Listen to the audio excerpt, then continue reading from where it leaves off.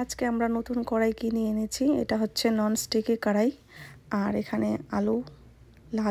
লাল আলু, ডিম আর red capsicum দিয়ে তরকারি বানাবো।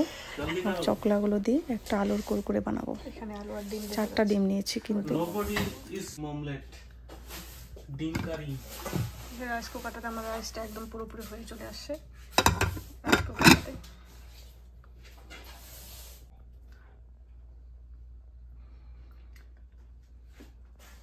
लग रहा है कंटेंट खत्म हो गया क्या?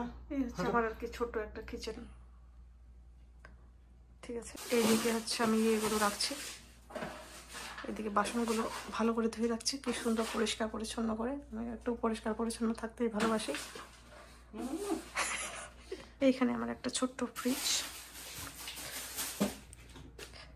এখানে একটা ফ্রিজ আছে। তো এখানে বাসনপত্রগুলো, তো এখানেই আর কি আমি রান্না করি। तो है 3 है, आगे देखना ये 3 रहता है कि नहीं रहता है। कढ़ाई में देखो टोमेटो नहीं है दोस्तों, ये कैप्सिकम है। ठीक है, इसको टोमेटो मत समझना, ये रेड कलर का है।